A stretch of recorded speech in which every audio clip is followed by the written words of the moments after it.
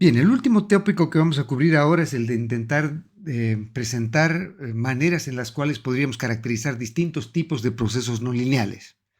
Para ello, entonces, partamos con un ejemplo para tratar de motivar esto. Supongamos que tenemos una serie de tiempo que se comporta del siguiente modo.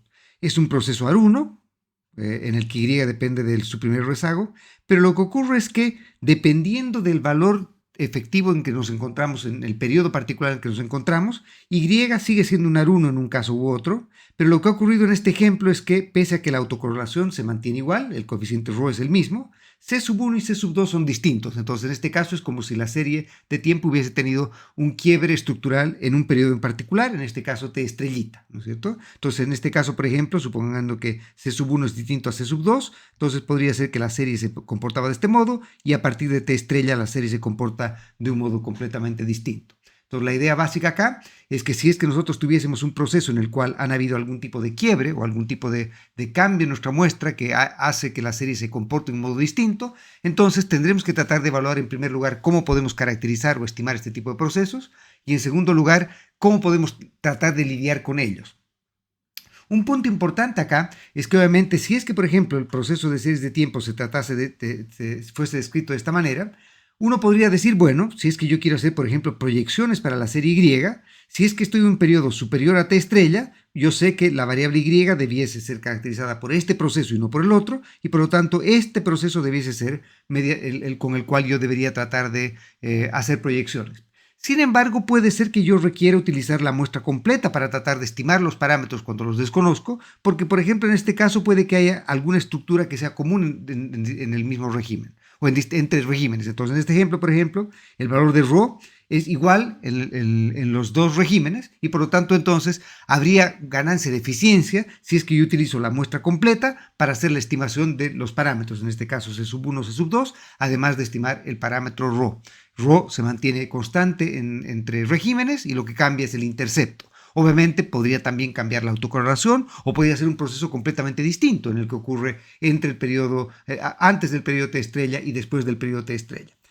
¿Y por qué puede ocurrir esto? Bueno, esto puede ocurrir por muchas cosas. Acá lo que estamos asumiendo es que ha ocurrido algo en el periodo T estrella que ha hecho que la serie Y cambie permanentemente y para siempre en el proceso que genera los datos. Pero obviamente esto puede haberse debido a algún shock externo. Por ejemplo, puede haber ocurrido que en T estrella justamente hubo una reforma tributaria, una reforma comercial, una reforma arancelaria, lo que ustedes quieran, y eso ha modificado el proceso univariado de la serie Y, o puede haberse debido a un shock externo u otro tipo de cosas que no estamos interesados en modelar, pero que sabemos que ese shock es permanente y por lo tanto entonces queremos caracterizar el proceso Y de este modo, ¿ok? Pero otra pregunta que nos podemos querer hacer es, bueno, ¿qué nos garantiza de que si es que ha habido un quiebre en el periodo T estrella y que ha hecho que la serie Y, que antes se comportaba de un modo, ahora se comporte de otra, ¿qué me garantiza que no vuelva a ocurrir un cambio? Que, por ejemplo, no haya una reversión, que después de haber estado acá, volvamos por alguna razón acá. Digamos que estamos en un momento en el que teníamos, yo qué sé, la economía abierta, después en un arranque de adolescencia decidimos cerrarla y después de eso recapacitamos entre comillas y volvemos a un régimen como este. Entonces, ¿qué nos garantiza que si es que no ha ocurrido un cambio en el periodo T estrella, no pueda volver a ocurrir un cambio también en el futuro? Y otra pregunta que es probablemente tanto más importante es la pregunta de, bueno, ¿cómo sabemos dónde ha ocurrido el cambio? ¿Cómo podemos determinar este cambio si es que no lo conocemos? Entonces, todo este tipo de discusiones nos van a llevar a su vez a distinguir bastantes cosas interesantes que pueden ocurrir en un proceso de series de tiempo en el cual hay distintos comportamientos que puede adoptar la serie Y. En este caso, la serie Y puede seguir este proceso, dependiendo de la realización de una variable observable, en este caso es el tiempo, ¿no es cierto? Puede que desconozcamos cuál es el periodo exacto en el que ocurrió el quiebre, que sería el caso en el que no conocemos el periodo de quiebre y tenemos que tratar de estimarlo, pero puede ser también que el mecanismo mediante el cual estemos en un régimen o en otro no se deba a algo tan trivial como simplemente un cambio en la muestra, sino se pueda deber a otras cosas que pueden ser variables latentes también y por lo tanto entonces querríamos tratar de discutir cómo podemos modelar este tipo de procesos más generales. Y estos procesos son no lineales en el sentido que también, por ejemplo, las funciones de impulso-respuesta van a depender del periodo o del momento específico en el que estemos derivando, porque una una función de impulso de respuesta puede cambiar dependiendo de la característica con la que estamos haciendo la evaluación o el momento en el que estamos haciendo la evaluación o la función en torno a la cual estamos haciendo la evaluación. Por lo tanto, entonces, nos gustaría tener una manera con la cual poder modelar este tipo de procesos. Lo que vamos a hacer ahora, entonces, vamos a partir, en primer lugar, presentándoles un caso muy particular de procesos no lineales, entre comillas. Vamos a discutir un aproximador universal a funciones de densidad, que vamos a llamar como combinaciones de normales o mixtures de normales, y vamos a mostrar cómo podemos caracterizar procesos relativamente complejos, pero que sean IID, independiente, idénticamente distribuidos, pero que sean relativamente complejos de poder modelar. Entonces, una manera de poder hacerlo, obviamente, es utilizar lo que hemos discutido ya antes, o por lo menos les he dado el nombre, que sería S&P, que es un aproximador universal a cualquier tipo de función no lineal. Y otra manera de poder aproximar funciones de densidad complejas es utilizar combinaciones de normales o mixtures de normales. Luego de eso voy a presentarles un tipo particular de dependencia temporal en el caso de series de tiempo con distintos regímenes, que es el caso en el que tengamos cambios de régimen markoviano. Vamos a discutir cómo se modelan, cómo se estiman y cómo se interpretan este tipo de procesos. Y finalmente voy a presentarles algo que he estado insinuando desde el principio de las clases probablemente, que es el de tratar de presentarles modelos en los cuales caracterizamos lo que se llaman modelos de umbral. Y vamos a discutir distintos tipos de modelos de umbral y cómo podemos estimar este tipo de procesos. Partamos entonces con una motivación de cómo podemos o por qué podemos querer utilizar mixtures de normales. Supongo que ustedes tienen una serie Y y esa serie Y es independiente, idénticamente distribuida, pero ustedes no saben cuál es la distribución subyacente a esa serie Y. Esa serie Y, por ejemplo, puede tener una función de densidad muy trivial o muy simple, como por ejemplo una función de densidad normal o gaussiana, ¿no es cierto? Pero también podría ser que la serie, por ejemplo, sea una serie que sea asimétrica, pero unimodal, que sea leptocúrtica, pero también unimodal, o por ejemplo una serie que tenga dos modas, o una serie que tenga dos modas y además sea asimétrica, o acá imitando a Wolverine, que tenga una garra, ¿no es cierto? Una claw sería una garra. Entonces acá tenemos una serie que tiene 5 modas y que por lo tanto entonces es razonablemente difícil de poder caracterizar directamente. Entonces nosotros podemos estar interesados en, dadas las realizaciones de la serie Y, tratar de aproximar la distribución de cualquier tipo de serie que puede tener cualquier tipo de comportamiento. Entonces, acá hay algunos ejemplos nomás que les presento de distintos tipos de series que pueden tener comportamientos en su función de densidad con, yo qué sé, exceso kurtosis, asimetrías, más de una moda, series que son multimodales, etc. Supongamos entonces que yo no conozco cuál es el proceso detrás de la serie Y y quiero intentar aproximar una manera de caracterizar la distribución de la serie Y. Una manera de hacerlo es utilizar lo que se llaman las mixtures o combinaciones de normales. Entonces, la idea básica es la siguiente. Yo podría intentar aproximar cualquier tipo de función de densidad relativamente suave, continua, que no tenga discontinuidades, utilizando combinaciones de normales. Entonces, ¿cuál es la idea básica acá? Es tratar de aproximar la función de densidad de una serie Y en función de una combinación o mixtures de normales. Entonces, como si, por ejemplo, yo acá dijese que tengo dos normales con potencialmente distintas medias, distintas varianzas, y que dependiendo de qué ponderación le doy a cada normal, digamos, yo qué sé, tengo una normal con esperanza -1 y varianza 1, y otra normal con esperanza 1 y varianza 1. ¿Ok? Entonces, una es con esperanza -1 y otra es con esperanza 1. Entonces, ¿qué puede ocurrir en ese caso? Que si, por ejemplo, la probabilidad de ocurrencia de una normal con esperanza -1 y de la otra normal con esperanza 1 es un medio en cada lado, entonces esa sería una manera de probablemente poder aproximar una normal simétrica que tenga una combinación bimodal, ¿no es cierto? Entonces, por un lado tenemos una distribución normal, por otro lado otra distribución normal, y con cierta probabilidad se observa una, con cierta probabilidad se observa otra. Entonces, la idea básica de una mixture de normales es justamente eso, que yo tengo varias normales, en este caso J normales, J grande normales, y yo utilizo distintos, entonces cada una de estas normales tiene una media potencialmente distinta, una varianza potencialmente distinta, y obviamente una probabilidad de ocurrencia de cada una de ellas también distinta entre ellas. Entonces la gracia es que, por ejemplo, yo teniendo una combinación de, yo qué sé, 5 o 6 normales, escogiendo bien los mus y los jotas, yo podría, por ejemplo, aproximar una distribución como esta, por decirles algo. ¿Ok? Entonces, escogiendo de un modo apropiado, yo podría aproximar una distribución que no necesariamente proviene de una normal. Combinando normales, entonces, de un modo óptimo, yo podría replicar o aproximar cualquier función de densidad más compleja que una distribución normal, simplemente combinando distribuciones de normales. ¿Ok?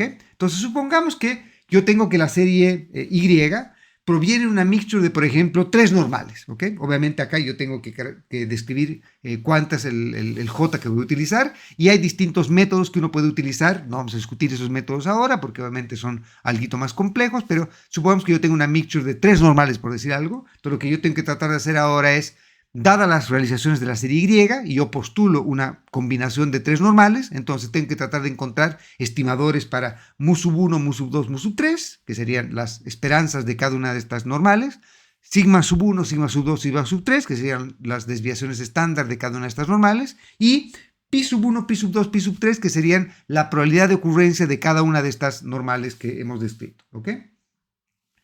La idea acá es que, como les decía, yo podría entonces asumir como que la serie Y proveniese de estas combinaciones normales. Y lo que ocurre es que, con cierta probabilidad, la serie Y en un momento viene generada de una normal, con otra probabilidad de otra normal y con otra probabilidad de otra normal. Entonces, lo que voy a hacer ahora es que voy a asumir que la normal particular mediante la cual se generó una serie en un periodo en particular o en una observación en particular depende de una variable latente, una variable no observable por el econometrista, se llaman variables latentes las no observables por el econometrista, que vamos a llamar esta variable S, que es como una variable de estado o de régimen. Lo que me dice entonces es, yo qué sé, con cierta probabilidad la variable S adopta el valor 1, y si S adopta el valor 1, entonces la serie Y proviene de la primera normal, de una normal con media mu sub 1 y varianza sigma sub 1 cuadrado.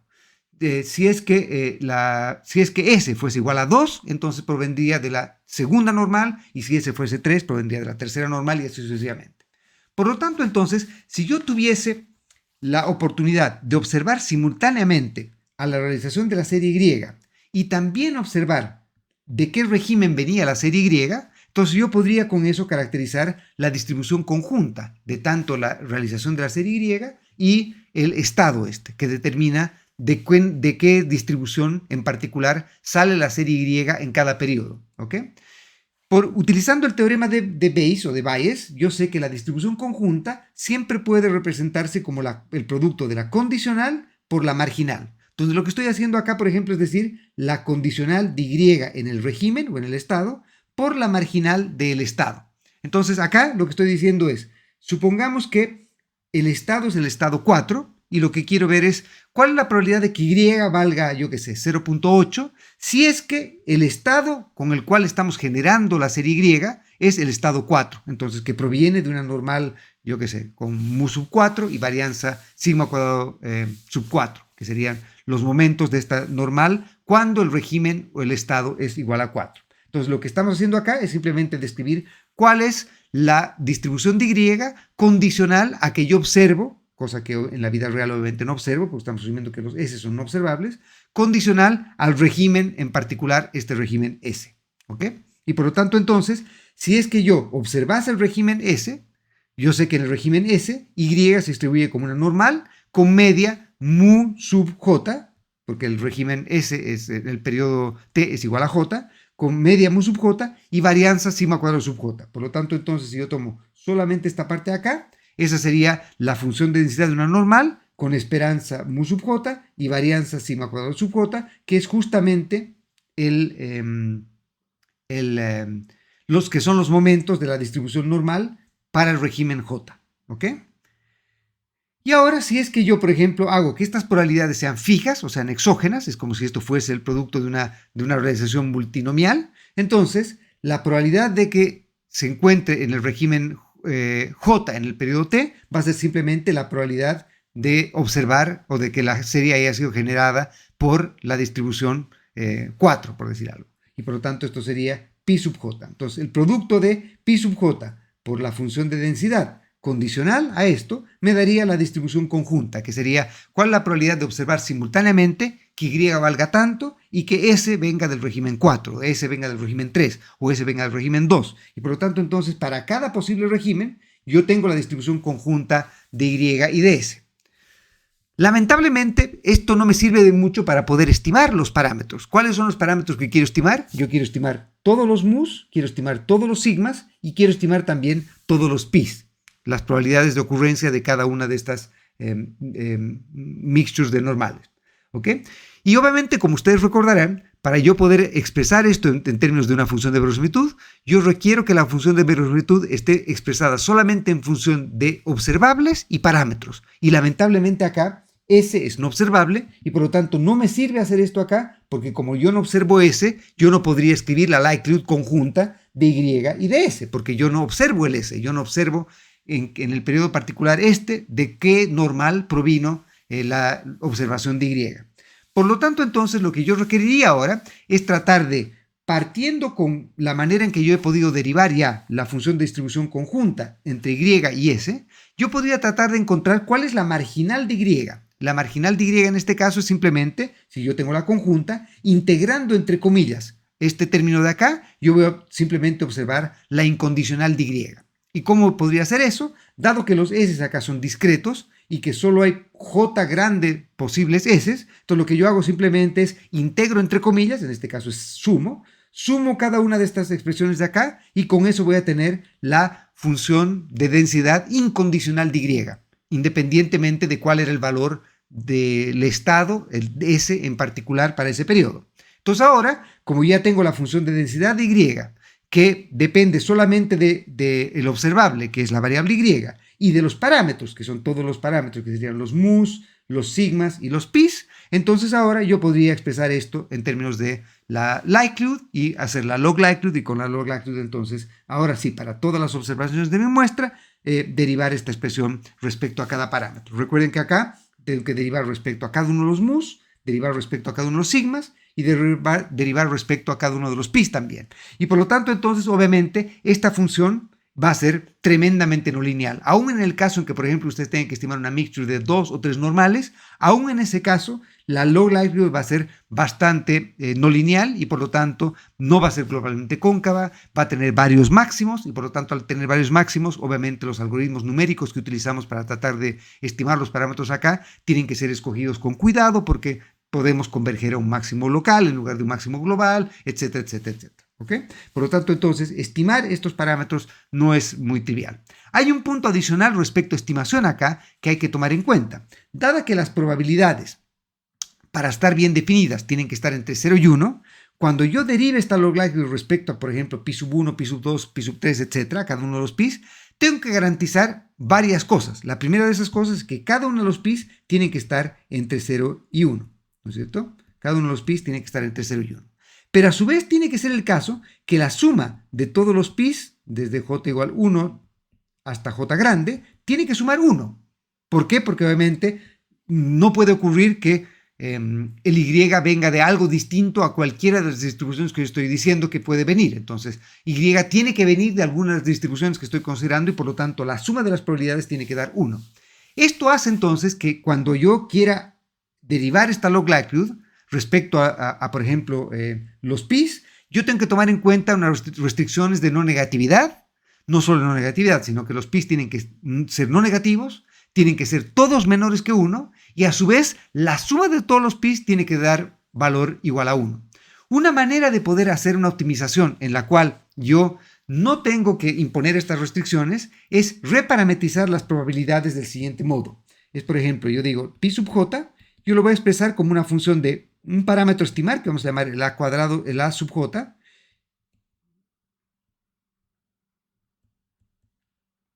desde j igual 1 hasta j menos 1. Entonces acá este j es simplemente, supongamos que yo tengo 5 normales, una mixture de 5 normales, entonces esta suma va a ir solo hasta 4. Entonces voy a tener para estimar solamente a sub 1, a sub 2, a sub 3 y a sub 4. ¿Por qué?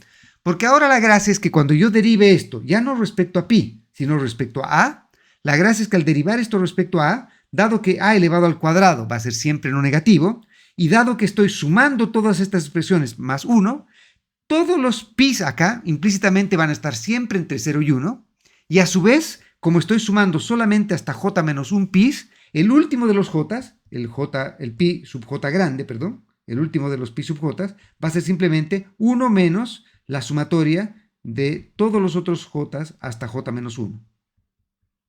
Y están expresados de esta manera. Entonces ahora yo, en lugar de derivar respecto a los pis, derivo respecto a los a sub j. Y ahora el a sub j podría valer cualquier cosa, podría ser un valor positivo o negativo, da lo mismo, porque si por ejemplo el a sub j me salió -2, -2 al cuadrado va a ser 4, y 1 más la suma de todas estas cosas que son siempre cuadradas, o que son siempre no negativas, me van a dar números no negativos. Por lo tanto, al haber reparametrizado el pi sub j en función de a sub j, cada uno de los pi sub j va a estar entre 0 y 1, y la suma de los pi sub j va a ser exactamente igual a 1. Como les había dicho en algún momento, siempre es preferible hacer una optimización no restringida que una optimización restringida. Entonces, ustedes reparametrizan todo de los pi sub j en función de a sub j.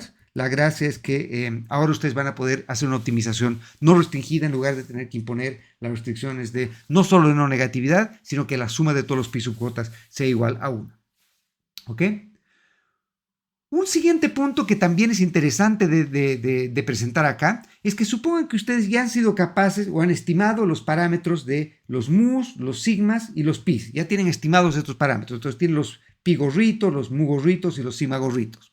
Una pregunta que ustedes podrían querer hacerse es tratar de, por ejemplo, decir cuál es la probabilidad de que, dada la observación de Y que yo tengo, ¿cuál es la probabilidad de que ese Y haya provenido de la primera mixture, de la segunda mixture, de la tercera mixture, así sucesivamente? Entonces, como recordemos, el teorema de Bayes me sirve para que la conjunta yo la puedo expresar como el producto de la condicional de Y en S por la marginal de S, pero también podría hacerlo al revés. La conjunta de Y y S puede expresarse como la condicional de S en Y por la marginal de Y, en lugar de hacer de este modo, hacerlo al revés.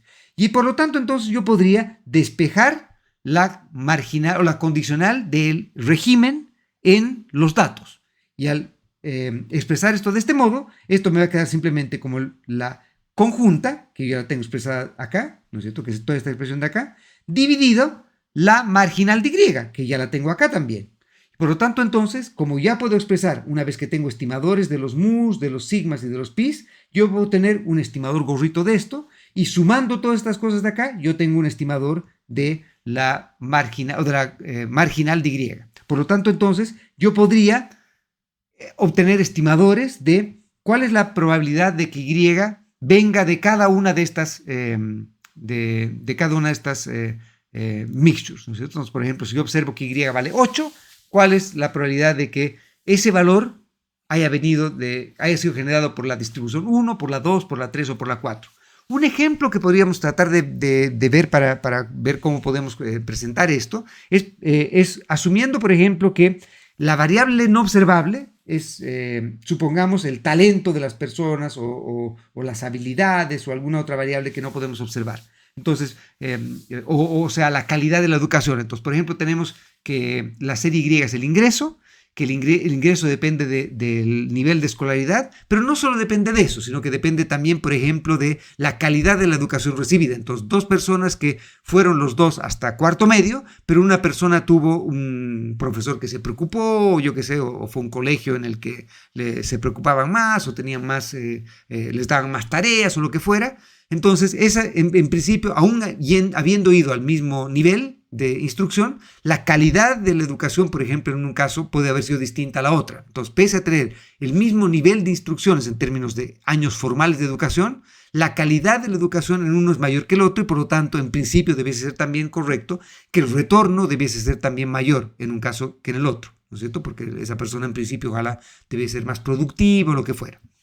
Y por lo tanto, entonces, si yo no observo nada más que el ingreso de las personas, el nivel de escolaridad, pero no observo esta variable como la calidad u otra cosa, yo podría entonces asumir, por ejemplo, que una distribución, pueden venir de una distribución o de otra, de baja calidad, buena calidad o lo que ustedes quieran llamar, o pituto, no pituto, o lo que fuera que sea esta variable no observable. Un problema que tiene este método es que obviamente como S es no observable o latente, no tenemos una manera directa de poder dar una interpretación económica de a qué se debe este S. Lo que estamos haciendo es simplemente caracterizar esta heterogeneidad entre variables que son fruto de un no observable que desconocemos qué es ese no observable. Pero la gracia de esto es que ahora nosotros podríamos decir, por ejemplo, una persona que gana tantos dólares al año, cuán probable es que haya venido de la distribución 1, de la distribución 2. Y por lo tanto, entonces uno podría tener una manera de poder caracterizar o tratar de hacer un mapping,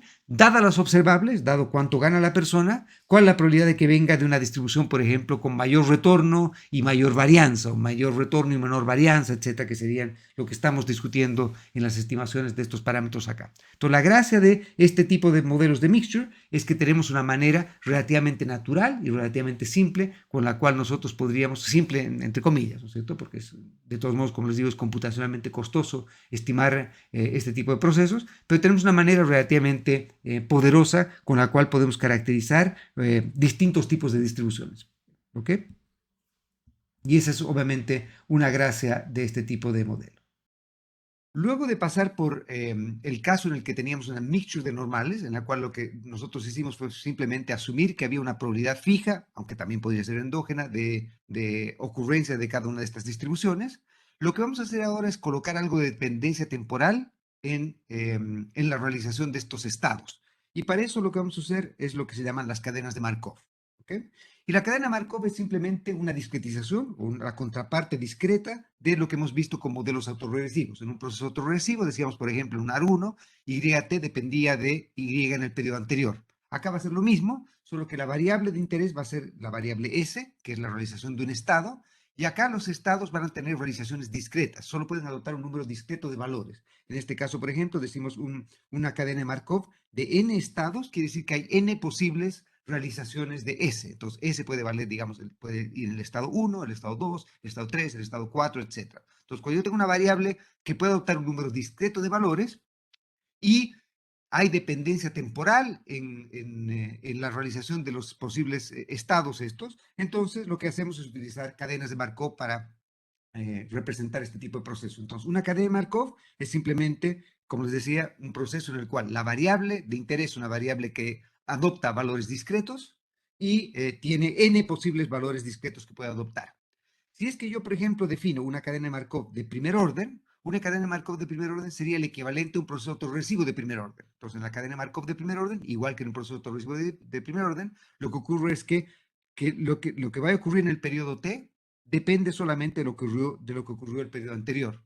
Y entonces, como yo tengo, por ejemplo, n posibles estados, entonces yo puedo decir, ¿cuál es la probabilidad de que, dado que en el periodo anterior la variable s estaba en el estado o en el régimen i, cuál es la probabilidad de que en el periodo t se vaya al régimen j? Por lo tanto, entonces, esta p sub ij me dice lo que llamamos la probabilidad de transición. ¿No es cierto? Todo lo que nos dice la probabilidad de transición es simplemente cuál es la probabilidad de que hagamos una transición del régimen I hacia el régimen J. Y acá, simplemente por nomenclatura, estamos colocando el subíndice I, que sería el estado donde partimos, y J sería el estado donde terminamos en el periodo T. ¿Ok? Por lo tanto, entonces, si es que tenemos un proceso markoviano en primer orden, con n estados, podemos llamar a la matriz de transición como aquella que nos resume todas las probabilidades de transición. Entonces, lo que vamos a hacer es colocar en cada una de estas columnas, acá vamos a decir, si partimos en el régimen 1, si estamos en el régimen 1, en esta columna vamos a decir cuál es la probabilidad de que continuemos en el régimen 1 el siguiente periodo, condicional a que partimos en el régimen 1, cuál es la probabilidad de que vayamos al régimen 2, al régimen 3, hasta el régimen n. Entonces acá es, cuál es la probabilidad de partiendo del régimen 1, que nos quedemos en el régimen 1, nos vamos al 2, al 3, etc. Y obviamente acá tenemos n posibles estados en los que podríamos terminar y por lo tanto este es un vector columna con p valores acá, ¿no es cierto?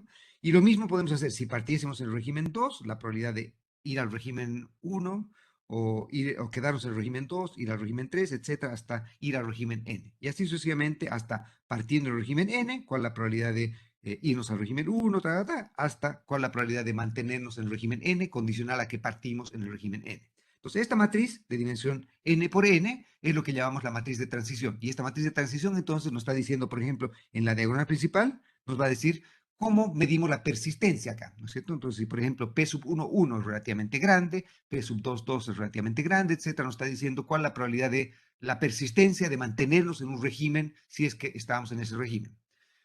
Obviamente, si es que, por ejemplo, yo tuviese una matriz de transición en la que, por ejemplo, yo tengo solo dos estados, entonces acá tendría P sub 1, 1, 1 menos P sub 1, 1, P sub 2, 2 y 1 menos P sub 2, 2. Bueno, acá se me está borrando esto, pero me entienden, ¿no es cierto? Entonces tenía P sub 1, 1 es la probabilidad de quedarme en el régimen 1 si es que estaba en el régimen 1.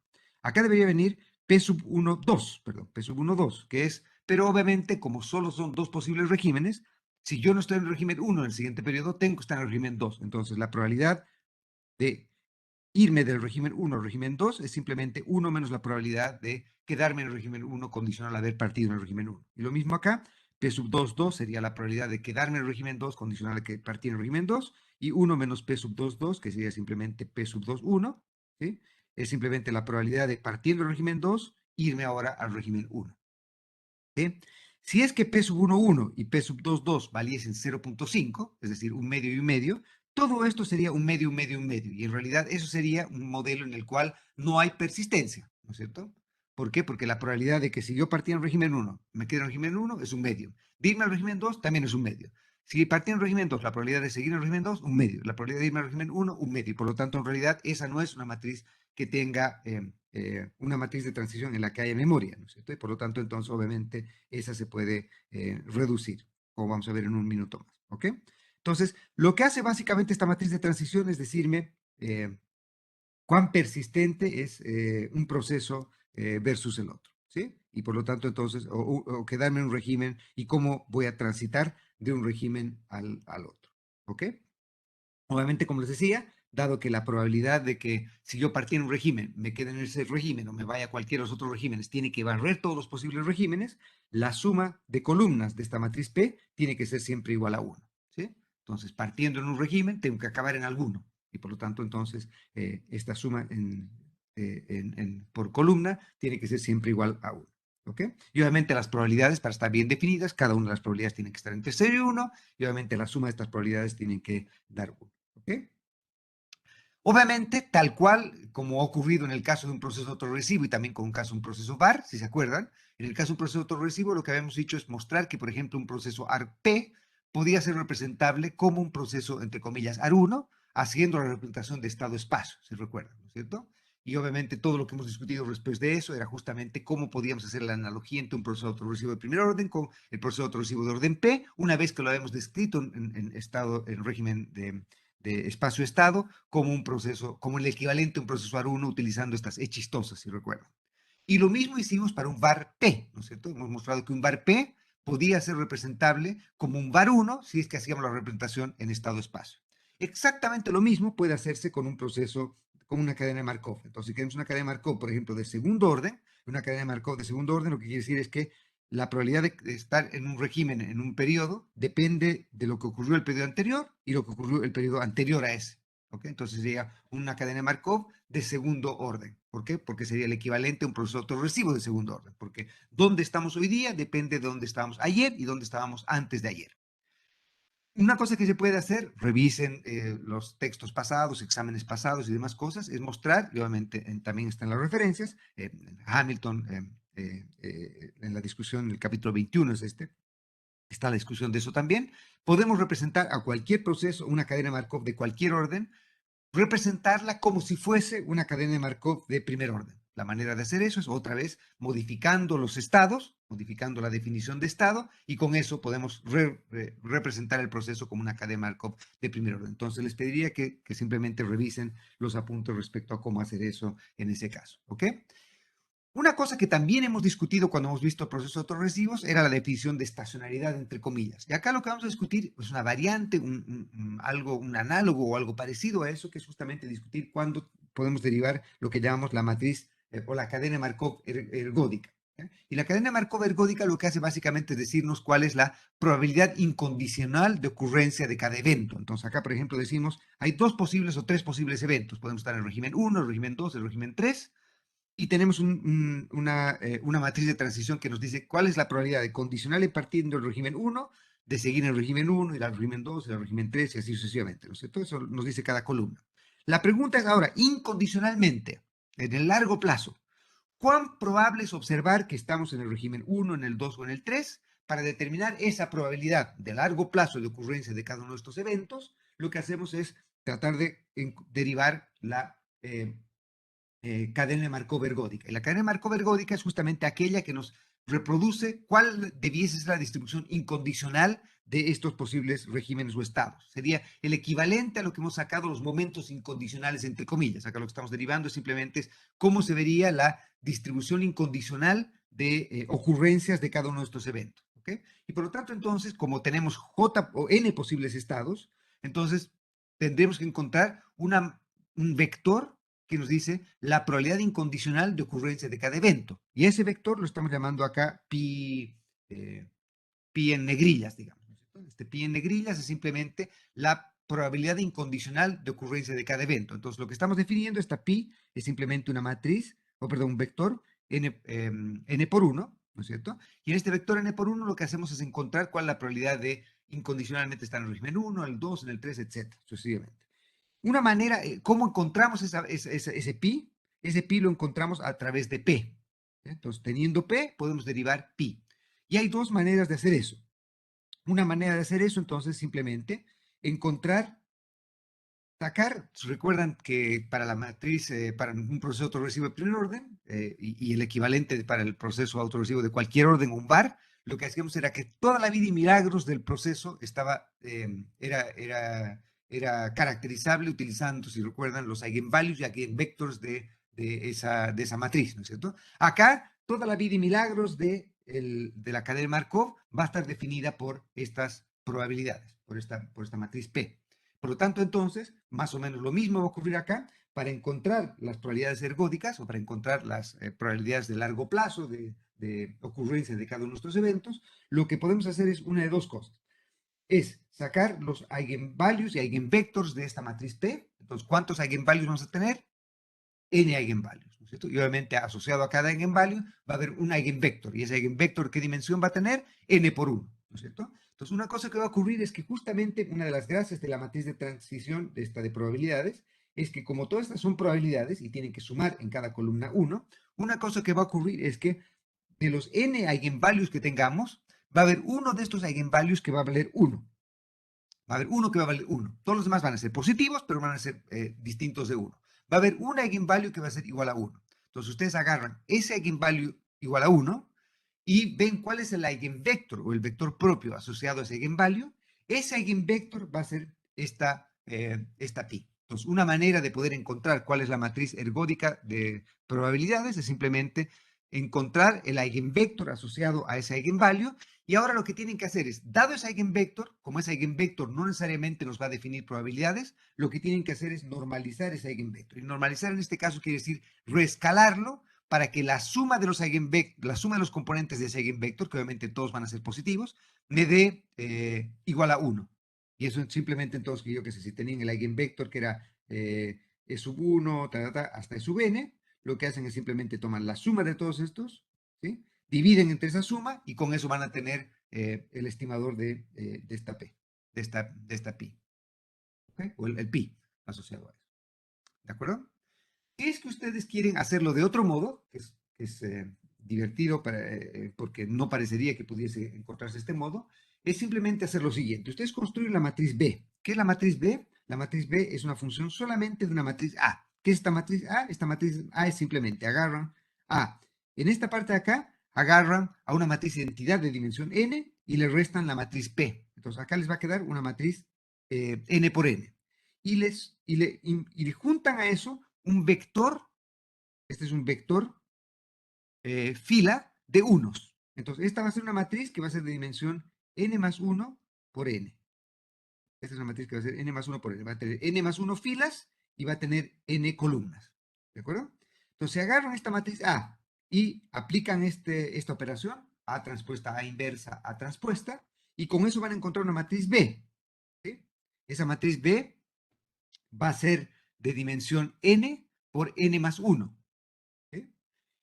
Lo que me dice, y la demostración está en Hamilton, lo que me dice esto es que si yo agarro la columna n más 1 de esta matriz B, la columna n más 1 de esta matriz B va a ser exactamente igual a pi. Entonces tienen dos maneras de poder encontrar la matriz, las probabilidades ergódicas. Sería una de ellas, como les decía, es agarrar normalizando el eigenvector asociado al eigenvalue que era 1, y la otra es simplemente construyendo esta matriz B y agarrando la columna n más 1 de esa matriz, y ese va a ser este pi de acá. Y por lo tanto, este pi de acá nos entrega las probabilidades ergódicas de ocurrencia de cada uno de estos eventos. Esto que estoy definiendo acá lo estoy definiendo para una cadena de Markov cualquiera. Entonces, por ejemplo, acá podríamos tener una cadena de Markov en la cual podríamos tener estados que son observables por el econometrista. Por ejemplo, como hemos conversado en algún momento, por ejemplo, ustedes podrían decir, lo que tienen es, por ejemplo, están siguiendo hogares o personas en el tiempo. Y entonces tienen una persona o un hogar que estaba en el tercer percentil de ingresos, en el tercer decil de ingresos. Entonces acá, por ejemplo, lo que tienen es que esta matriz E es de dimensión 10 por 10. Entonces acá tienen primer decil, segundo decil, tercer decil, etc.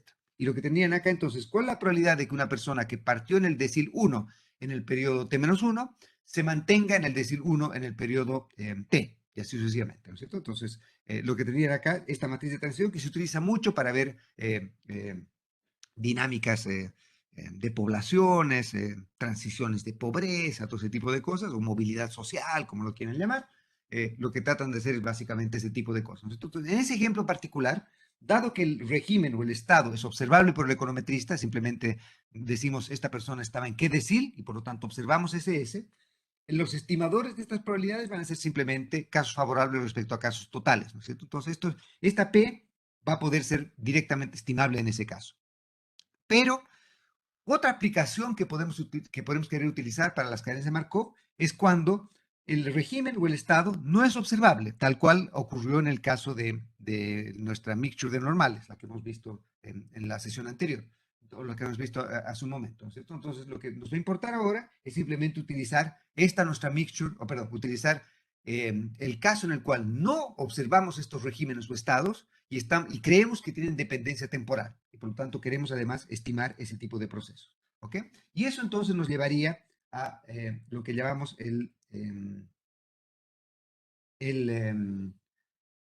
los modelos de Markov Switching Regimes o de regímenes de transición markoviana o de cambios de régimen markoviano. ¿Cuál es la idea básica detrás de esto? Entonces, la idea básica es la siguiente. Supongamos que existen dos regímenes. Obviamente acá podrían haber más de dos regímenes, podrían haber n regímenes, 8, 10, 20 regímenes, lo que fuera. Acá estoy asumiendo que tenemos dos posibles regímenes y que no sabemos a qué se debe o que la variable que determina el régimen no es observable por el econometrista. ¿Ok?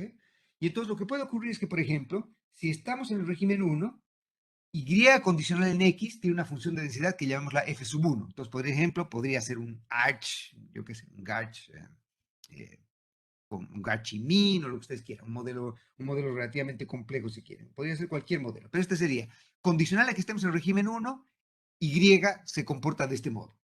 Y si es que estamos en el régimen 2, Y se comporta de otro modo, donde Y podría depender hasta de, un número, hasta de unas variables distintas a las que dependen el régimen 1. Entonces acá estoy haciendo algo bastante general. Estoy tratando de colocar esto de un modo general. Entonces, por ejemplo, en el régimen 1 esto es un GACH, en el régimen 2 esto es yo qué sé, una red neuronal, por decir algo. En el régimen 1 este es un AR4 y en el régimen 2 este es un AR3.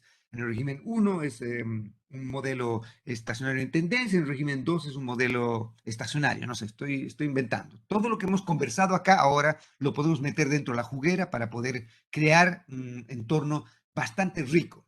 La gracia de haber hecho esto es que ahora tenemos una manera de decir, bueno, sabemos que existen posibles transiciones entre regímenes, es decir, una variable puede depender de un conjunto de variables de un modo en algunas circunstancias y puede depender de otras variables y de otro modo en otras circunstancias. Entonces acá tenemos dos regímenes distintos. Y la gracia acá es que estamos asumiendo que los regímenes que ocurren no son del tipo de quiebres estructurales permanentes. En un quiebre estructural permanente lo que ocurre es que obviamente nos cambiamos de régimen y nunca más vemos al pasado, nunca más volvemos atrás.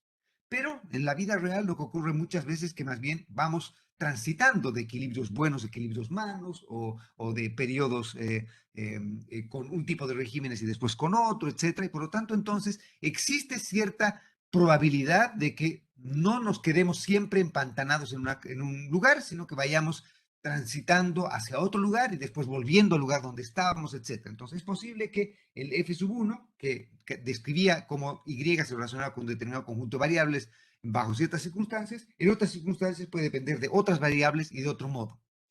Lo que decimos ahora es que para los modelos de cambios de régimen markoviano, lo que vamos a asumir es que la transición de régimen a régimen depende de una cadena Markov. Por eso es que obviamente viene el nombre de Markov Switching Regimes, ¿no es cierto? Porque lo que estamos diciendo es que la transición de un régimen a otro depende de un proceso markoviano. En este ejemplo, depende de un proceso markoviano de primer orden.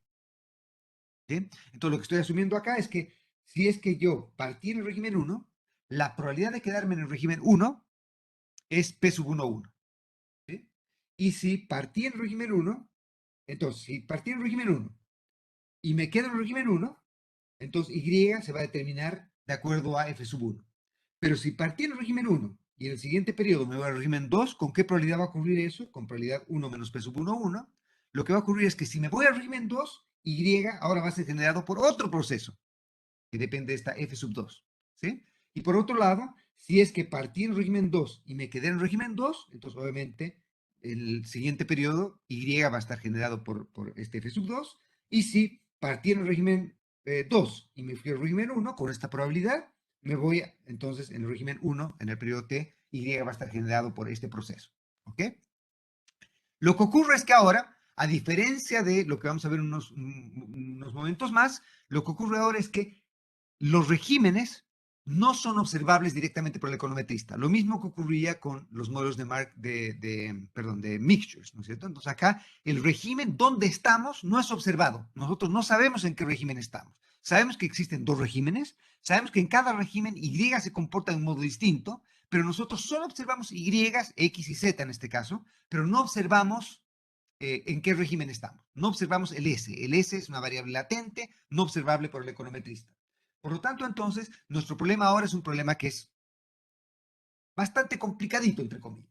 Tenemos que tratar de encontrar cuáles son los estimadores de los parámetros que caracterizan la función de densidad o la función de distribución de Y condicional en X en el régimen 1, cuáles los parámetros que caracterizan a la función de densidad de Y, si es que estamos en el régimen 2, por lo tanto, tenemos que estimar los parámetros de teta 1, los parámetros de teta 2, que como hemos dicho antes, acá, por ejemplo, este podría ser un modelo de una red neuronal y este podría ser un GARCH. O sea que F1 y F2 ya podrían ser problemas bastante complejos de poder estimar por sí mismos.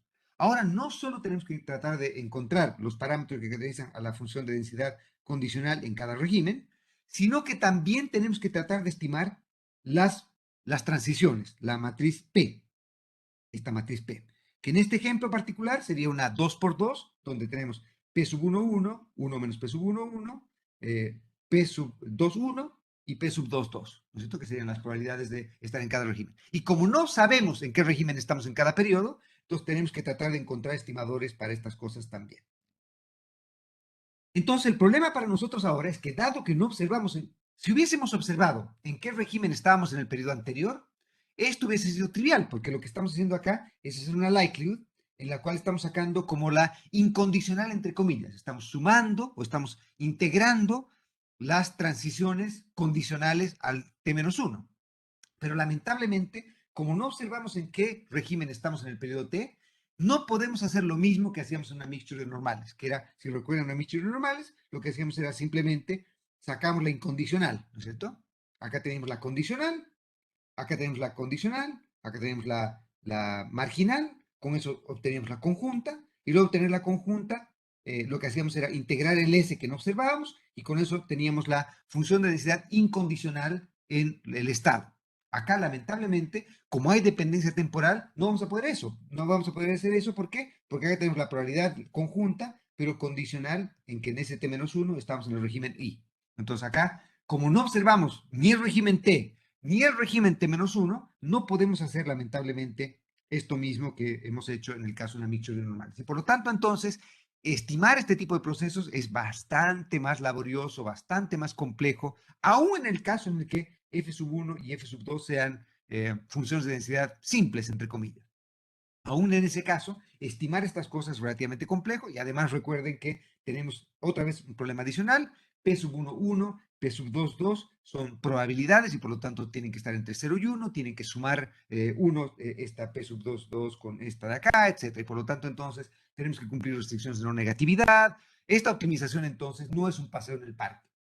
Un algoritmo que podemos utilizar para tratar de resolver este problema es utilizar el algoritmo que está descrito en Hamilton con bastante detalle. Entonces, les pido que lo revisen ustedes con calma, porque obviamente además van a tener que programarlo ustedes. Este algoritmo se llama el EM algorithm, y EM viene por Expectation Maximization, porque lo que hace es una maximización de un valor esperado condicional a que, perdón, intentando tomar en cuenta el hecho justamente que no observamos los regímenes. Entonces, por lo tanto, vamos a sacar una esperanza incondicional y con eso vamos a intentar hacer la optimización de la función de verosimilitud, que no es la función de verosimilitud eh, exacta, sino es la esperanza de esa función en la cual hemos integrado, entre comillas, el régimen que no observamos. Entonces, la idea de este algoritmo es simplemente que partimos con unos valores iniciales, ¿no es cierto? Entonces, nosotros partimos con un guess inicial de todos los parámetros. Con ese guess inicial de todos los parámetros, lo que hacemos es, mediante un algoritmo similar a este, ir más bien en el proceso al revés, es tratar de definir condicional en el dato que observemos y condicional en los parámetros con los que partimos, con la probabilidad de que en cada periodo estemos en un determinado régimen. Y con eso, con esas probabilidades calculadas, podemos retroalimentar este proceso, y retroalimentando este proceso entonces tendríamos un nuevo guess, un nuevo guess y un nuevo guess. Entonces lo que hacemos es, en cada periodo tenemos que, con cada nuevo dato, hacemos un update de las probabilidades, y con ese update de probabilidades volvemos a hacer otro update, otro update, otro update, y con eso hacemos una maximización de la función de verosimilitud esperada, se llama, ¿ok? De Expectation Maximization Algorithm, el algoritmo de maximización de expectativa, entre comillas. Y con eso entonces tendríamos la estimación acá, ¿ok? Hay varias otras cosas que podemos hacer. En Hamilton, capítulo 21, es un capítulo razonablemente completo en el que describe una buena introducción a este tipo de procesos. Sin embargo, en la bibliografía también les he presentado el paper, el libro de Lee y Nelson, y Lee y Nelson más bien es un libro mucho más completo. En ese libro está, no es solo un capítulo, sino son varios capítulos y cada uno de ellos con distintos tipos de aplicaciones, en los cuales nos presentan el IEM algoritmo, nos presentan otro tipo de cosas también. Y además, la gracia de este libro es que además, hay una página web, si ustedes la buscan la van a encontrar con relativa facilidad, y en esta página Lee y Nelson también presentan códigos que ustedes pueden bajar y con los cuales ustedes pueden jugar porque tienen ya códigos hechos para trabajar con esto. Obviamente, lamentablemente, Lee y Nelson como yo nos gusta más Gauss que MATLAB y por lo tanto estos códigos están en Gauss, pero como les he dicho varias veces es relativamente fácil poder hacer esta estimación directamente. Perdón, poder transitar de Gauss a MATLAB con relativa facilidad. Hay muchas otras cosas que podemos hacer con este tipo de casos. Una de esas cosas que podemos hacer, que las discutí en su momento también, es, por ejemplo, endogenizar estas probabilidades. Hacer que estas probabilidades dependan de variables observables. Y por lo tanto, en este caso, entonces, podríamos tener una manera en la cual podríamos endogenizar, entre comillas, los cambios de régimen, hacer que los cambios de régimen dependan de una variable observable y, por lo tanto, darle alguna interpretación económica a ese tipo de resultados también.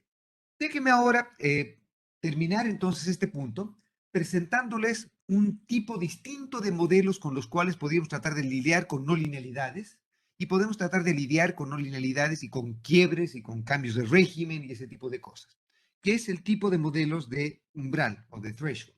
¿Ya? Y este tipo de modelos me parece que los he amenazado desde hace bastante tiempo, he hablado algo respecto a este tipo de procesos y vamos a discutir cuál es la razón de poder hacer esto. Este tipo de modelos son bastante populares, bastante más populares que los modelos de Markov switching, y son bastante más populares. ¿Por qué? Porque en primer lugar son bastante más convenientes, son bastante más fáciles de especificar, bastante más fáciles de estimar y bastante más fáciles de interpretar que los modelos de Markov switching regime. ¿Por qué? Porque lo que ocurre es que los modelos de Markov switching, los cambios de régimen y dónde estamos en un periodo en particular, dependen de estos estados no observables, ¿no es cierto? Entonces puede ser que después tengamos alguna interpretación. Mira, yo creo que este régimen aproxima más o menos periodos de boom, o puede que no, no sé, pero estoy inventando que podemos tratar de asociar una historia económica detrás de estos regímenes o estados.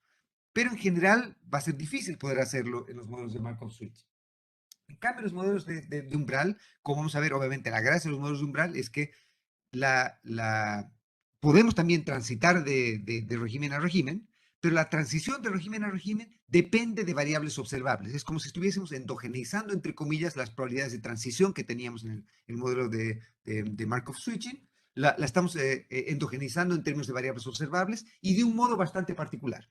La gracia que vamos a ver ahora es que los modelos de umbral, a diferencia de los modelos de Markov switching, no solo son relativamente fáciles de especificar, sino que son casi un pan comido para estimar. No, no pan comido, nunca hay pan comido en este tipo de problemas, sobre todo si son no lineales, etcétera, pero son bastante más fáciles y convenientes de poder estimar que los modelos de Markov switching, y además son bastante más fáciles de interpretar porque vamos a darle vamos a decir, vamos a endogenizar, entre comillas, a qué se debe el que estemos en cada régimen.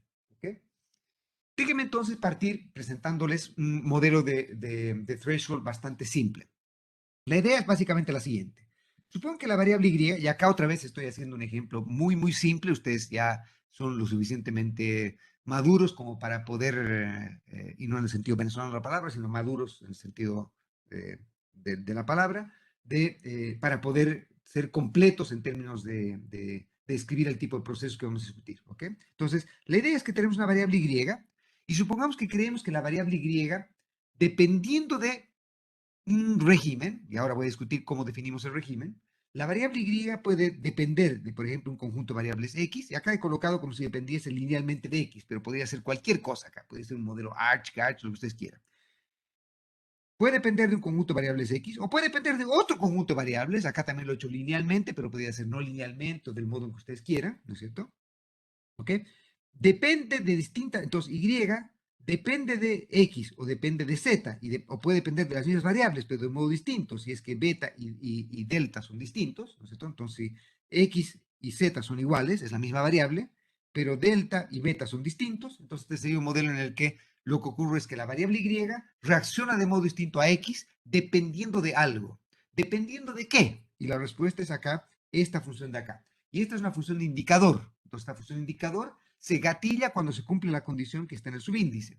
Y entonces acá lo que tengo es que estoy asumiendo que hay una variable que vamos a llamar la variable de umbral, que es la variable Q sub t. Y esta variable Q sub t, a diferencia del modelo de Markov switching, va a ser una variable que es observable por el econometrista. ¿Okay?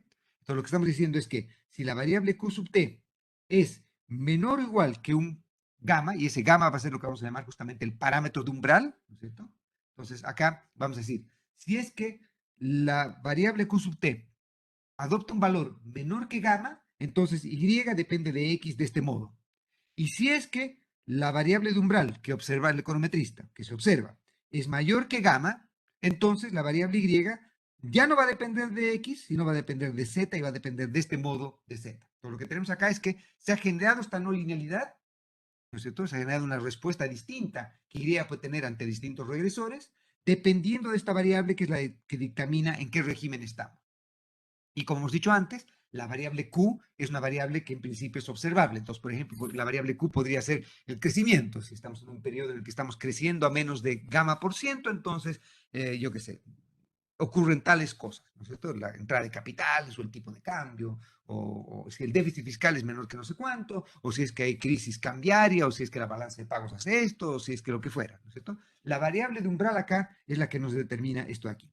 Y obviamente acá tenemos varias otras cosas que vamos a hacer y voy a discutir en un minuto más cómo podemos escoger la variable de umbral, qué es, etc. Por lo pronto, simplemente asumamos que la variable de umbral Q es observable por el econometrista y sabemos que la variable y depende de un modo distinto, de x o de z, dependiendo de la realización de la variable de umbral respecto a este parámetro. Este parámetro entonces es el que nos determina la frontera entre que y se relacione con x o se relacione con z de un modo o del otro. ¿Ok?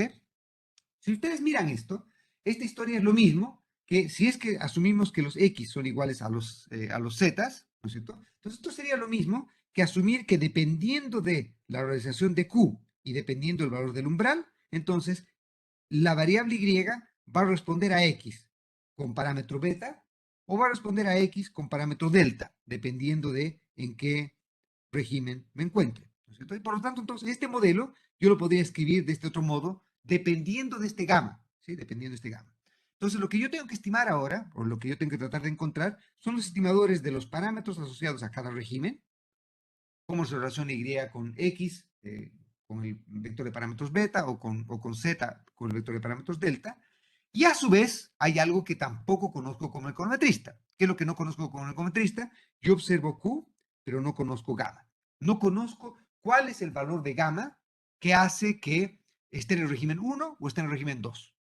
Yo no sé cuál es ese valor. Entonces lo que voy a tratar de hacer es encontrar de manera endógena ahora, y este sería como un quiebre, si lo ven así, ¿no es cierto? Entonces lo que me está diciendo esto acá es que hay un quiebre en que dependiendo del valor de Q, si es que Q vale más o menos que un valor de umbral, y por eso que también se llama un modelo de umbral, ¿no es cierto? Entonces acá está el umbral, ¿no es cierto?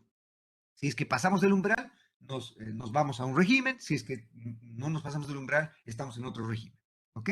Obviamente ustedes me dirán, ¿qué ocurre si es que tengo más de dos posibles regímenes? Bueno, obviamente esto es trivial. Lo que hacemos simplemente es decir, yo qué sé, vamos a tener tres regímenes, por decir algo. Entonces vamos a tener, si es que la variable q sub t es menor o igual que gamma sub 1, ese sería el régimen 1. En el régimen 2 va a ser una función indicador si es que la variable q sub t está entre gamma 1 y gamma 2, y si es que Q sub t es mayor que gamma 2. Y con eso entonces tenemos el régimen 1, el régimen 2 y el régimen 3. Y con eso entonces tendríamos tres regímenes. ¿Sí? Y obviamente acá, como tenemos tres regímenes, tendríamos dos parámetros de umbral, que serían el gamma 1 y el gamma 2, que serían los que nos van a decir a dónde, en qué régimen nos encontramos. ¿Sí? Y obviamente lo que ocurría en ese caso, ocurría que teníamos que estimar también gamma 1, gamma 2, y obviamente también tendríamos que estimar los parámetros asociados a la esperanza condicional de Y respecto a X o Z en cada uno de estos regímenes. ¿Okay? Bien, quiero que ahora recordemos por unos minutos lo que hemos discutido en el caso de los modelos de non-linear least squares, y les dije que había un caso particular en el cual no podíamos utilizar el algoritmo de Gauss-Newton, pero que íbamos a poder utilizar algo un poquito más simple, que era el caso en el que teníamos justamente esto, en que teníamos que había un parámetro, que era el que estaba determinado por esta variable de umbral, que no era diferenciable, entonces no podíamos hacer mínimos cuadrados no lineales directamente, porque no era diferenciable respecto a esto, porque esta función no es diferenciable, esta función indicador es como una step function, ¿no es cierto? Y por lo tanto no es diferenciable respecto a gamma. Pero la gracia de esto es que ahora también, como hemos discutido en los linear least squares al principio de este tópico, podríamos utilizar un método que hemos llamado el método de concentración, y ese método de concentración nos dice lo siguiente. Acá, como ven, la fuente no linealidad de este problema está dado simplemente por gamma. Si es que yo conociese gamma, yo podría hacer lo que se llama sample splitting, que es simplemente separar o partir la muestra. Si, por ejemplo, el valor de Q, digamos que es el crecimiento de la economía, y gamma, digamos que es 5%. Entonces, ¿qué quiere decir esto? Si crezco a menos de 5%, entonces Y se relaciona con X de este modo. Si crezco a más de 5%, Y se relaciona con Z de este modo. Por lo tanto, entonces, dado que yo observo Q, y si yo conociese gamma, encontrar estimadores de beta y de delta es trivial. ¿Cómo? Porque ahora yo podría hacer simplemente un sample splitting. ¿Qué hago? Agarro toda la muestra en la cual se cumple esta condición, o sea, agarro todos los casos en los que, los periodos en los cuales el crecimiento era, por ejemplo, menos del 5%, y regresiono Y contra X solo para las observaciones de esa muestra. Y obviamente en este caso sería simplemente hacer un OLS, porque estoy asumiendo que el modelo es lineal acá. Obviamente si el modelo fuese más complejo, bueno, hago la estimación más compleja para ese régimen, pero lo que quiero decir es simplemente que ahora el proceso se ha simplificado mucho, porque una vez que yo tengo el valor de gamma, yo puedo repartir mi muestra entre aquellos casos en los que están a este lado, aquellos casos que están en este otro lado, y obtengo los estimadores de beta y de delta en cada uno de estos regímenes. Y esto es básicamente lo que me está diciendo esto de acá. Entonces, condicional en un valor de gamma, yo puedo obtener los estimadores de beta y de delta acá simplemente haciendo OLS, que es lo que estoy diciendo en este caso, si es que X y Z fuesen los mismos, ¿cierto?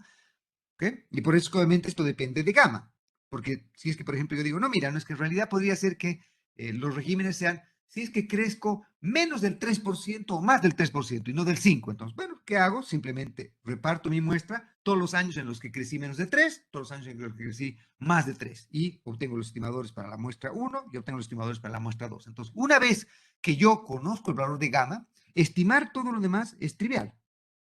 ¿Sí? Y por lo tanto, entonces, condicional a conocer gamma, yo puedo hacer mi estimación de los valores de los parámetros de cada régimen.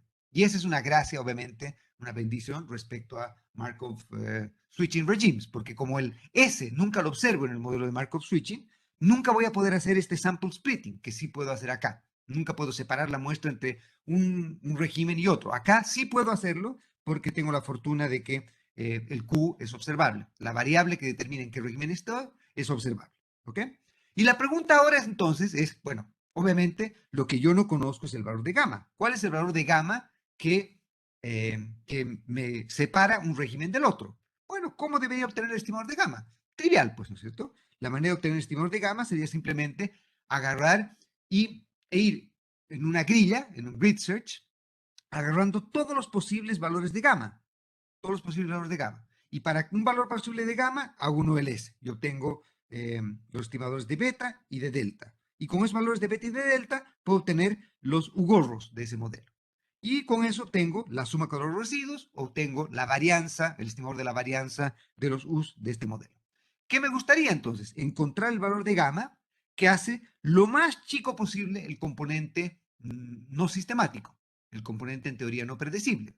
Y por lo tanto entonces lo que haría sería hacer un grid search de todos los posibles valores de gamma y utilizar el valor de gamma que me hace lo más chica posible el componente no sistemático. Y con eso entonces tendría el estimador de la varianza y el estimador de beta y de delta que va a ser asociado a este gamma gorro. Entonces gamma gorro va a ser el valor que me hace lo más chica posible la suma de los residuos. Como ven acá, encontrar este valor de gamma debería ser bastante simple. ¿Por qué? Porque, por ejemplo, si esto fuese la tasa, si es que el Q, por ejemplo, fuese la tasa de crecimiento de la economía, entonces yo tengo todas las posibles organizaciones de la tasa de crecimiento de la economía que he visto en mi muestra, que han ido desde de crecer un 20% hasta crecer un 15%, por decir algo. Entonces puedo decir, ok, ¿qué ocurriría si es que el gamma fuese de crecer en 15%? O de crecer en 10%, de crecer en 5%, de crecer en 4%, 3, 2, 1, etcétera, etcétera, hasta crecer en 1, crecer en 2, crecer en 3. Y para cada posible valor de gamma que he adoptado el Q en el periodo que yo tengo, hago el sample splitting y estimo los parámetros asociados a cada régimen. Luego de haber hecho eso para todos los posibles valores de gamma, me quedo con el valor de gamma que haga lo más chico posible el componente no sistemático o que haga lo más chico posible la varianza acá. Entonces, lo que estamos haciendo acá es decir, vamos a entregarle la mayor chance de encontrar el valor de gamma que me hace lo más heterogénea posible una muestra de otra. ¿Sí?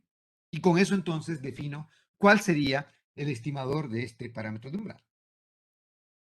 Déjeme terminar esta parte presentando entonces algunas consideraciones prácticas. La primera de ellas justamente es cómo elegimos este Q, cómo escogemos la variable de umbral. ¿Sí?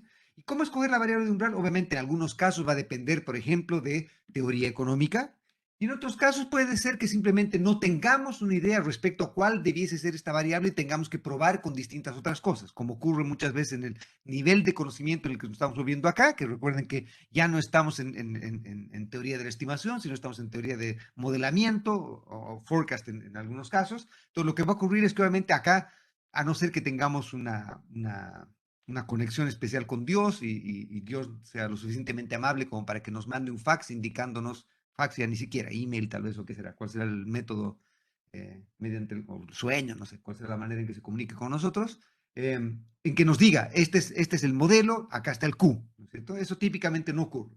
Entonces nosotros tenemos que escoger una manera de poder caracterizar esto y por lo tanto, como ocurre en todos los casos, lo que tenemos que tratar de hacer es encontrar test después de diagnóstico para evaluar si es que esta representación es o no una representación satisfactoria del proceso que genera los datos o hay otro tipo de modelos rivales que lo hacen mejor que nuestro modelo y ya tenemos maneras en las cuales nosotros podemos comparar modelos. Entonces acá no les puedo decir, este es el Q, porque no existe esa respuesta, ¿no es cierto? Lo que sí existe es una metodología mediante la cual podemos escoger mejores Qs que otros. Todos los modelos van a ser siempre mal especificados y lo que hacemos en la vida real es intentar movernos dentro del entorno este en el que tenemos mala especificación en general. Entonces, la elección de Q puede ser muy variada. Una de ellas es, por ejemplo, utilizar lo que se llama, y este es un nombre que tal vez en español la traducción no sea muy buena, pero se llama Self-Exciting Threshold. Entonces sería un umbral autoexcitante, un nombre nada muy Tal vez tengamos que encontrar una mejor traducción para que no para interpretaciones equivocadas. Pero este self-exciting threshold es simplemente que la variable Q es, por ejemplo, la misma variable dependiente, pero rezagada y periodos. Es la misma variable, pero rezagada. Entonces, que yo que sé, que el tipo de cambio o la devaluación hoy día, en el umbral depende de la devaluación pasada o depende de la misma variable en el pasado. Entonces, estamos creando dependencia temporal, pero en la propia variable dependiente, pero rezagada. ¿Sí? ¿Okay? Y entonces sería un modelo, este sería el self-exciting threshold autoregressive model, por ejemplo. Entonces, el caso en el que tenemos en que los X acá serían simplemente rezagos de la misma variable y el Q también sería la misma variable rezagada. Entonces, sería un modelo de umbral autoexcitante. Otro tipo de modelos en los cuales podemos tener un interés natural en encontrar este valor de Q es, por ejemplo, hacer que la variable Q sea simplemente el tiempo. ¿Ya? Y este sería un modelo de quiebre estructural. Porque si lo piensan bien, esto sería, por ejemplo, decir antes o después de 1980, o antes o después de 1981, o antes o después de 1982, 83, 84, 85, etc. Entonces, los modelos de quiebre estructural que ustedes han visto en sus cursos introductorios de econometría, en los que decían, yo qué sé, si es que antes o después de un régimen, de una reforma comercial, o antes o después de una reforma laboral, o antes o después de alguna otra cosa, o antes o después de la constituyente, o lo que ustedes quieran, entonces, lo que ustedes están diciendo acá es que la variable de umbral es simplemente un periodo específico, que ha ocurrido algo que me ha cambiado permanentemente la trayectoria de la serie. Vean que acá, si es que yo tuviese un modelo de quiebre estructural de este tipo, lo que estoy asumiendo es que el quiebre es para siempre, que nunca más vamos a volver a lo que teníamos antes. A diferencia de los modelos que tenemos de este tipo, en el cual, por ejemplo, puede ser que si la variable es, yo que sé, el crecimiento, entonces a veces podemos estar creciendo, a veces decreciendo, y por lo tanto podemos ir pimponeando, entre comillas, entre régimen. Acá no, acá estamos diciendo que si es que estamos tratando de evaluar un quiebre estructural de estos permanentes, entonces lo que estamos diciendo es que la variable de umbral es una variable quiebre. Entonces, como ven acá, yo podría hacer este sample splitting del mismo modo que ustedes hacen un test de Chow, que sería simplemente antes o después de 1980, ¿sí? Y estiman el modelo. Pero la gracia es que ahora el periodo de quiebre va a ser endógeno y por lo tanto el periodo de quiebre no es conocido por el econometrista y por lo tanto es una variable latente. Entonces lo que ustedes van a hacer es algo parecido a lo que han hecho, por ejemplo, en el test de Sibot y Andrews o variantes del test de Sibot y Andrews, en el que ustedes hacían un test de raíz unitaria contra la alternativa de un quiebre estructural en nivel o tendencia, ¿se acuerdan? ¿No es cierto? Acá esto podría ser un modelo más general todavía, donde además lo que les interesa no es testear raíz unitaria, sino lo que les interesa es testear la presencia de quiebre. ¿Sí? Otra vez, obviamente, podría ser otro tipo de variable. Podría ser la variable de la devaluación o la crisis cambiaria o la crisis de confianza o cualquier cosa, ¿no es cierto? Si es que reaccionamos de un modo distinto ante distintos eventos. Entonces, si es que creemos que hay una variable natural que nos define que la estructura debiese cambiar dependiendo de esa variable, ese sería un Q razonable para elegirse. Ustedes me dirán, bueno, ¿qué pasa si es que no conozco el Q? Bueno, si no conozco el Q, hago lo mismo que hacía siempre cuando no conocía el orden de un proceso autorrecibo, por ejemplo, que es que pruebo con varios valores de Q, en este caso, y mediante un criterio de selección de modelos, escojo la variable, en este caso, que mejor me cuenta esta historia, entre comillas. ¿Sí?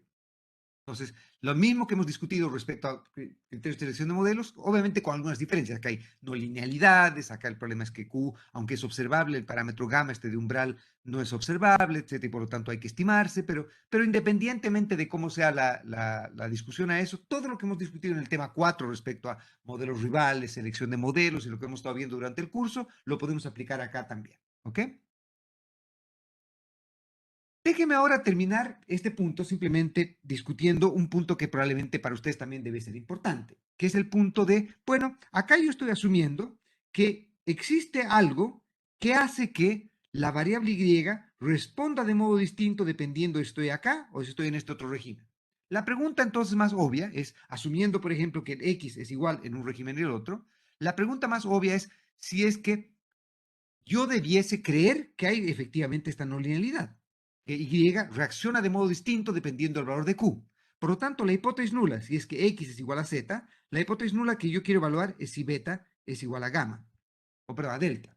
Si beta es igual a delta, quiere decir que obviamente, independientemente del valor de Q, independientemente del valor de gamma, Y reacciona a X del mismo modo, o lo que es lo mismo, no hay quiebre estructural, o no hay cambio de régimen, o no hay distintos regímenes, ¿no es cierto?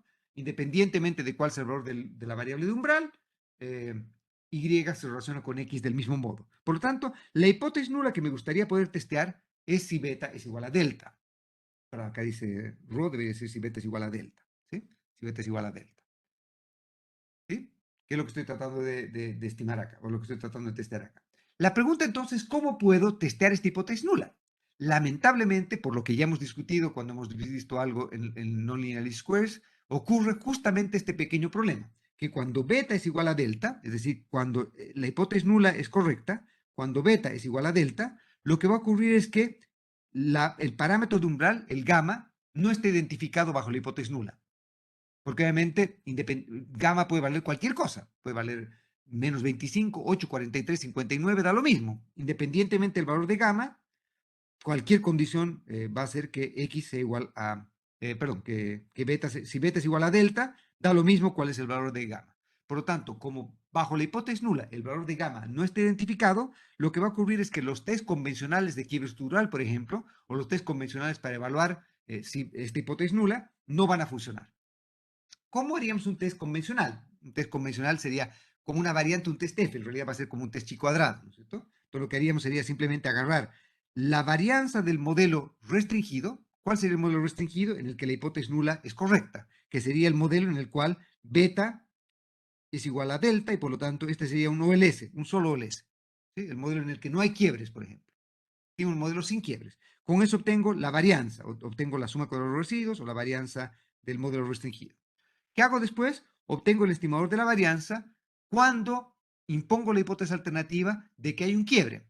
Pero obviamente acá lo que hago es encontrar el gamma que me hace lo más probable posible que haya habido un quiebre, porque estoy encontrando el gamma que hace lo más chico posible el componente no sistemático. Y entonces esto sería como un test, una variante, un test de Chow, digamos, solo que obviamente el test de Chow convencional es un test F, que tiene una distribución normal. Acá lo que va a ocurrir es que y eso va a ocurrir porque si los uso normales, si los uso no son normales, asintóticamente la distribución debe ser chi cuadrado, pero eso ocurre solamente cuando yo conozco gamma. Si yo no conozco gamma, dado que gamma no está identificado bajo la hipótesis nula, este test no va a tener una distribución asintótica chi cuadrado, no va a tener la distribución asintótica correcta, entre comillas, que sería la correcta si es que yo conociese gamma. Por eso es que cuando hacemos el test de Chow, de quiebre estructural, decimos, bueno, la hipótesis nula es que no hay quiebre y la alternativa es que hay quiebre y el quiebre se produjo en tal periodo, por ejemplo. Entonces, la alternativa, tenemos que conocer gamma para poder utilizar el test de Chow correctamente. Si no conocemos el valor de gamma, si no conocemos dónde está el potencial quiebre o cuál ha sido la fuente de potencial de heterogeneidad, entonces esto no va a tener una distribución chi cuadrada. Y por lo tanto, entonces lo que tenemos que hacer para evaluar esta hipótesis nula de que no hay un quiebre estructural es utilizar un método, una variante del método Bootstrap. Le estoy adjuntando con varios papers en los que se detalla cómo podemos hacer esto. Y por lo tanto, entonces, lo que tenemos que hacer es calculamos esto y comparamos este valor calculado con un valor crítico que va a salir de hacer un bootstrap bajo la hipótesis nula. ¿Cuál es la hipótesis nula? Que no hay quiebre. Entonces, ustedes tienen que, mediante simulaciones, generarse datos artificiales en los que no haya quiebre. En cada muestra tienen que estimar este test, o sea, asumiendo que hay un quiebre, aunque en realidad no hay, ¿sí? Y con eso calcular la distribución de este F y con eso encontrar el valor crítico asociado a esta hipótesis. ¿Ok? ¿Qué otras cosas más podríamos hacer? Otra cosa que podemos hacer es modificar este modelo para que sea un modelo en el cual, en lugar de que el quiebre sea que Q sub t es menor o igual que gamma o que Q sub t es mayor que gamma, es decir, que acá tenemos la variable Q sub t, ¿sí? Acá tenemos la variable, acá tenemos la variable Q sub t, ¿sí? Y entonces acá lo que decimos es, acá está el valor de gamma, y entonces decimos, ¿estamos en este régimen o nos vamos a este régimen? ¿Sí? Ese sería en el caso en el que tenemos esta cosa discreta. Q sub t, cualquier valor de Q sub t menor que gamma es un régimen, cualquier valor de Q sub t mayor que gamma es otro régimen. Alguien podría decir, bueno, ¿por qué estamos haciendo esta step function? Que los quiebres sean así de discretos. Podría ser que sea más probable que con un valor chico de Q sub t estemos en un régimen, pero a medida que QSUT va aumentando, vayamos cambiando el régimen. Entonces podríamos pensar en un modelo en el cual en lugar de una step function, esta sea una función suave, que sería justamente un modelo en el que tenemos lo que se llama smooth transition o transición suave. Y entonces en ese tipo de modelos lo que hacemos es otra vez aparece nuestro viejo amigo, por ejemplo, una función logística, y con la función logística lo que podemos hacer es que la transición sea suave en lugar de ser discreta y que con cierta probabilidad estemos en un régimen, con cierta probabilidad estemos en otro, pero que la probabilidad del régimen sea observable o estimable directamente porque conocemos cuál es la variable que determina eso. Y obviamente tenemos que estimar la forma de esta función logística en este caso. ¿Ok? Cuán alejado o cuán cercana está una distribución de este tipo.